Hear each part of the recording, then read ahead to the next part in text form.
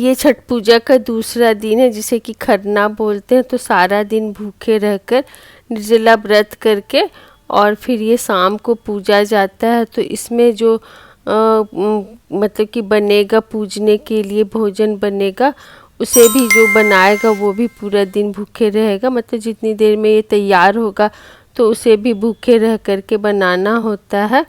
तो मेरी बहन भी मतलब बोली कि मैं नहा धो करके आ गई हूँ और कुछ खाया नहीं है तो मैं बना देती हूँ।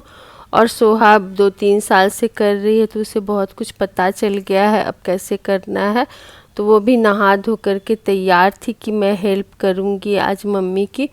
तो मैंने अपनी सिस्टर को बोला कि तुम आज खा लो, क्योंकि कल भी तुम्हें बनाना है ठेकुआ, जो शाम का अर्घ के लिए प्रसाद बनेगा।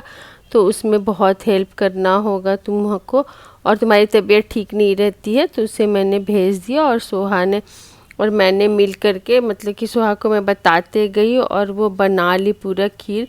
मतलब कि अलग ही चूल्हा होता है खरना पूजा का, उसमें आम का लकड़ी डाल देती हूँ मैं, जिससे कि वो शुद्धता मतलब कि आम के लकड़ी पे बनता है। लेकिन अब ऐसे शहर में फ्लैट में तो वो नहीं कर पाते हैं।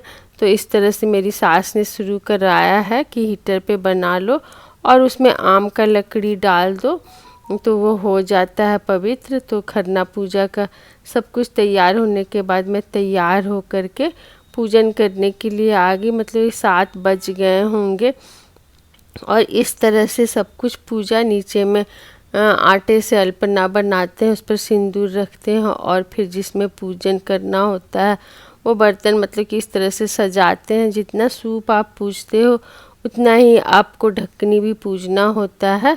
तो इस तरह से मैंने पूरा ढकनी मतलब कि खीर और जो कुछ भी मतलब लगा करके पूज लिया। ऊपर से दोस्ती रोटी रख दी और अब धूप दीप आरती दिखा करके हवन करने के बाद मैं ये प्रसाद ग्रहण करूँगी। और इसमें थोड़ा ऐसा है कि आवाज़ नहीं आनी चाहिए, लेकिन शहर में ये सब नहीं हो पाता है। बहुत हद तक हम इसे फॉलो कर लेते हैं।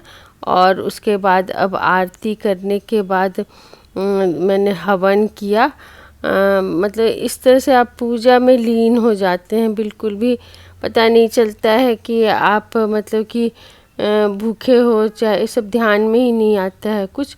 और अब पूजा करने के बाद सब एक एक करके जितने भी लोग आए हुए हैं सब प्रणाम करेंगे जहाँ पर मैंने पूजन किया है। और सब बच्चों को बहुत ही श्रद्धा है पूजा पाठ से। देखिए सब लोग आए हैं प्रसाद खाने के लिए। तो आज के लिए बस इतना ही, मिलते हैं अगले वीडियो।